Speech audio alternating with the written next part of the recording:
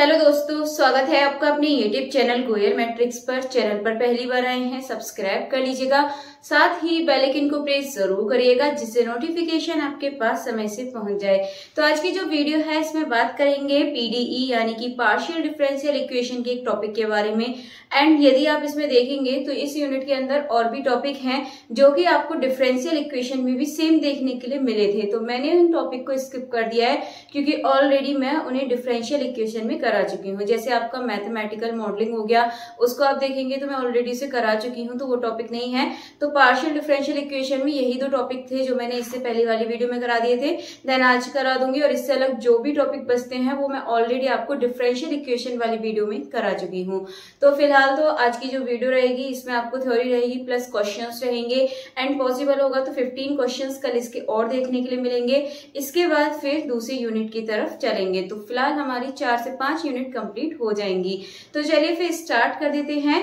And सबसे पहले इसकी थ्योरी देखेंगे और आज का टॉपिक ये है आपका कॉची प्रॉब्लम, एंड साथ में आपका वेव इक्वेशन के बारे में है, तो इसके बारे में डिटेल में भी बात करेंगे। और जो क्वेश्चन नंबर 1 है उसका आंसर आपको कमेंट बॉक्स में बताना होगा कि सही आंसर क्या है। साथ ही आपको ये बताना है कि टोटल 10 में से कितने क्वेश्चन सही हुए हैं। तो चलिए फिर कर लेते हैं। सबसे पहले है कॉची प्रॉब्लम। यहाँ पर इसके बारे में जानेंगे कि है क्या फर्स्ट ऑर्डर पीडीई। तो इसकी जनरल फॉर्म है f इज इक्वल्स टू दे रखी है X Y Z P Q is equals to 0 where p is equals to यहाँ पर आपको दे रखा है x के रेस्पेक्ट में करते हैं, q is equals to y के रेस्पेक्ट में करते हैं, लेकिन इसमें आपके X Y Z P Q ये सब होते हैं। तो इसके बारे में थोड़ा बहुत तो आप जानते हैं, इससे पहले वाली वीडियो में आपने देखा था। इनिशियल कंडीशन की बात करें तो x इज इक्वल्स टू होता है, y इज इक्वल्स टू होता है, z इज इक्वल्स टू होता है गिवन अलोंग अ कर्व। इसके बाद ऑब्जेक्टिव है find the surface zxy that satisfies both the PD and the given initial condition। यहाँ से आपसे क्वेश्चन बन सकता है, इस वक्त का ध्यान रखना। तो छोटे छोटे पॉइंट्स को आप जरूर करिएगा क्योंकि यहाँ पे छोटे छोटे पॉइंट्स यानी कि डीपली क्वेश्चंस बनते हैं जिनके आंसर आपको करने होते हैं। तो फिलहाल इसके बारे में अच्छे से देख लीजिए। फिर है सॉल्यूशन मेथड। सॉल्यूशन मेथड है use method of characteristic of Lagrange auxiliary equation.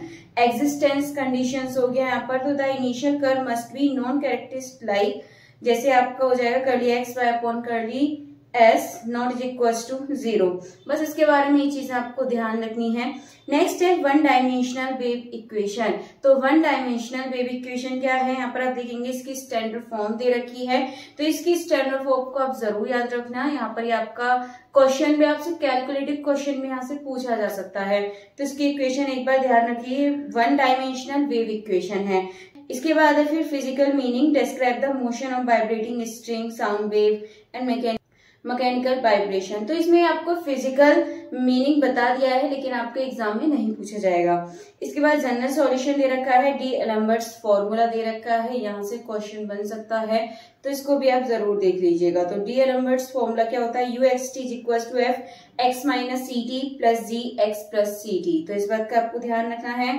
Next आगे बढ़े तो आगे दे रखा है यहाँ पर इनिशियल कंडीशन कॉची डाटा की। तो यहाँ पर इनिशियल कंडीशन के लिए आप देख लीजिए एक बार। नेक्स्ट इसके आगे है classification of second order PDS. तो यहाँ पर क्या करेंगे, classification of second order PDS का क्लासिफिकेशन हो रहा है, जनरल फॉर्म यहाँ पर दे रखी है। और इसके बाद देखेंगे तो बेस्ड ऑन यहाँ पर वी स्क्वायर माइनस 4ac के बेस पर इसको करते हैं। जैसे हाइपरबोलिक होगा, ठीक है, तो ये बी स्क्वायर माइनस 4ac यदि बड़ा है 0 से तो कैसा होगा, hyperbolic. B square minus 4ac बड़ा है 0 से, तो यहाँ पर ये बनती है wave equation. B square minus 4ac ये है आपका इक्वल 0 की, तो ये बनती है यहाँ पर हीट इक्वेशन। अगर बी स्क्वायर माइनस 4ac कैसी है, लेस देन 0 है, तो लाप्लास इक्वेशन बन जाएगी। ये यहाँ पर इंपोर्टेंट पॉइंट है, इनको आपको जरूर याद रखना है। तो एक बार आप इनको देख लीजिए। इसके बाद आगे है यहाँ पर हायर डायमेंशनल वेव इक्वेशन। तो हायर के लिए होती है आपकी, ये देख लीजिए एक बार, इसमें z नहीं होता था, इस वाले में z आ गया, बस इतना डिफरेंस है। तो ये आप देख लो एक बार।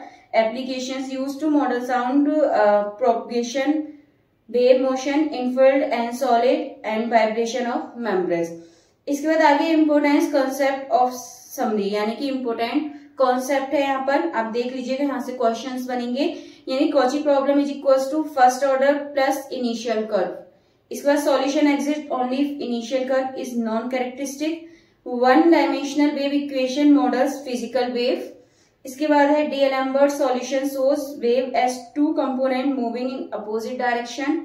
आगे भी देख लीजिए, आप आपके सामने लिखे हुए हैं, इनको ठीक से पढ़ लीजिएगा।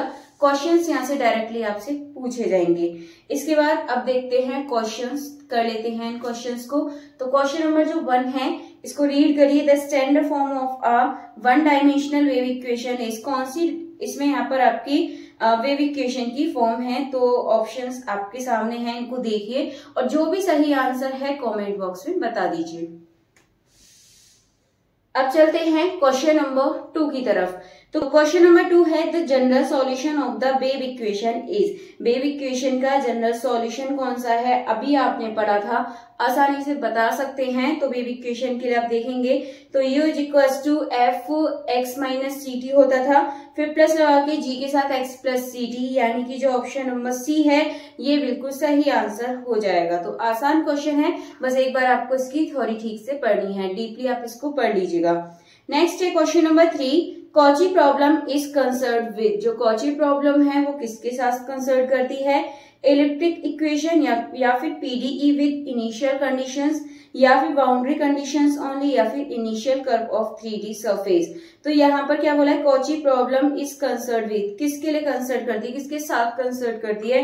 तो ये आपको पता है पीडीई विद इनिशियल कंडीशंस। तो जो ऑप्शन नंबर बी है ये इसका बिल्कुल सही आंसर हो जाएगा। इसके बाद चलते हैं अगले क्वेश्चन की तरफ। नेक्स्ट देखेंगे question number 4, which of the following is a hyperbolic PDE. बताना है इसमें से हाइपरबोलिक पीडीई कौन सा होगा। तो ऑप्शंस आपके सामने हैं, तो ऑप्शन यहाँ पर दे रखे हैं। अब ध्यान रखिएगा, वेव इक्वेशन या फिर हाइपरबोलिक पीडीई होती है जो 2 रियल कैरेक्टरिस्टिक कर्व के साथ आती है। तो इसमें भी यदि आप देखें तो जो ऑप्शन नंबर सी है, curly square U upon curly T square is equals to C square, यहाँ पर आपको दे रखा है, देख लीजिए। जो ऑप्शन नंबर सी है ये इसका बिल्कुल सही आंसर हो जाएगा। इसके बाद चलते हैं अगले क्वेश्चन की तरफ। आज गलती से ज्यादातर इसमें सी ऑप्शन ही सही हो गए हैं। चलिए क्वेश्चन नंबर 5 है, the method of characteristic is used in. जो मेथड ऑफ कैरेक्टरिस्टिक है वो किसके लिए यूज होता है ये आपको बताना है। ऑप्शंस हैं सेकंड ऑर्डर इलिप्टिक पीडीएस, या फिर पैराबोलिक इक्वेशन, या फिर first order quasi linear PDS, या फिर नेक्स्ट है आपका फुली नॉन लीनियर पीडीएस। तो जो इसका सही आंसर है कौन सा हो जाएगा, first order quasi linear PDS. तो ऑप्शन नंबर जो सी है ये बिल्कुल सही आंसर हो जाएगा। याद करने वाले क्वेश्चन है, आप इनको याद कर लीजिएगा। नेक्स्ट है question number 6, in D'Alembert solution the function, ये जो है आपका F X minus C T क्या रिप्रेजेंट करता है, standing wave, left moving wave, या फिर स्टेशनरी वेव, या फिर राइट मूविंग वेव। तो आप यहाँ पे ध्यान रखिएगा, ये जो एक्स माइनस सी टी है ये क्या यहाँ पर दिखाता है, एक्स माइनस सी टी यहाँ पर दिखाता है आपका राइट वाला, ठीक है, राइट मूविंग वेव। और जो एक्स प्लस सी टी यानी कि जो प्लस में था वो यहाँ पर लेफ्ट पे दिखाता है। तो फिलहाल इसका कौन सा आंसर सही हो जाएगा, option number D right moving wave बिल्कुल करेक्ट आंसर हो जाएगा।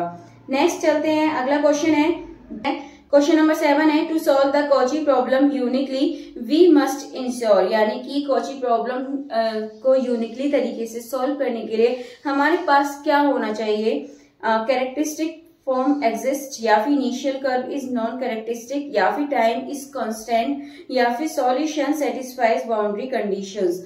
तो जो इसका ऑप्शन नंबर बी है, linear curve is non characteristic, यह भी आपको बताया था थ्योरी में। तो जो इसका ऑप्शन नंबर बी है ये बिल्कुल सही आंसर हो जाएगा। इसके बाद चलते हैं क्वेश्चन नंबर 8 की तरफ। क्वेश्चन नंबर 8 है, a necessary condition for existence of a Cauchy solution is. Cauchy solution के लिए जो एग्जिस्टेंस वाली नेसेसरी कंडीशन है वो क्या होगी। तो आपको पता है, अभी आपने देखा था नॉट इज इक्वल्स टू 0 वाला था, और अपॉन में आपका एस था, और एक्स वाई के लिए तो बिल्कुल ऑप्शन नंबर बी यहाँ पर मैच कर रहा है। तो ऑप्शन नंबर बी बिल्कुल सही आंसर हो जाएगा। इन क्वेश्चंस को करने से पहले आपको थ्योरी जरूर देखनी है, वो स्किप आपको नहीं करनी है। तो ऑप्शन नंबर बी बिल्कुल करेक्ट आंसर है। इसके बाद चलते हैं अगले क्वेश्चन की तरफ। नेक्स्ट देखेंगे, नेक्स्ट है question number 9, what is the dimensionality of the solution surface of a first order PDE, यानी कि डायमेंशन बताना है आपको solution surface of a first order PDE का। ऑप्शन है लाइन, सरफेस, कर्व, वॉल्यूम। तो ये है आपका ऑप्शन नंबर बी सरफेस सही हो जाएगा, क्योंकि फर्स्ट ऑर्डर पीडीई का सॉल्यूशन आमतौर पर 3D में एक सतह पर होता है, तो इसी वजह से सरफेस हो जाएगा। ऑप्शन नंबर बी बिल्कुल सही आंसर है। नेक्स्ट है क्वेश्चन नंबर 10, नेक्स्ट है एंड लास्ट भी है, for the wave equation which physical quantity remains conserve. Wave equation के लिए कौन सी फिजिकल क्वांटिटी रिमेन्स कंजर्व करती है। तो इस तरीके से पूछा जा सकता है क्वेश्चन। ऑप्शंस हैं एक्सेलरेशन या फिर डिस्प्लेसमेंट या फिर फ्रीक्वेंसी या फिर एनर्जी। तो जो ऑप्शन नंबर डी है एनर्जी, ये बिल्कुल सही आंसर हो जाएगा। चलिए, तो आज के जो टोटल 10 क्वेश्चंस थे ये भी हो चुके हैं। थ्योरी भी मैंने आपको इसकी बता दी है। 1 से 2 क्वेश्चन आपको इधर से देखने के लिए मिल सकते हैं। डायरेक्टली यहाँ से इक्वेशंस पूछ लेते हैं। मैंने यहाँ पर heat equation, wave equation, Laplace equation बताई है, उनको आप जरूर देखिएगा। एक क्वेश्चन वहां से देखने के लिए आपका मिल सकता है। चलिए, फिलहाल यदि आपको वीडियो अच्छी लगी हो और थ्योरी आपको पसंद आई हो तो प्लीज इसे ज्यादा से ज्यादा लाइक, कमेंट, शेयर करें एंड कमेंट बॉक्स में अपना जो राय है वो जरूर बताएं। चलिए, फिर मिलते हैं हमारी नेक्स्ट वीडियो में आगे की क्वेश्चंस के साथ। तब तक के लिए आप ज्यादा से ज्यादा वीडियो को लाइक, कमेंट, शेयर कर दीजिएगा।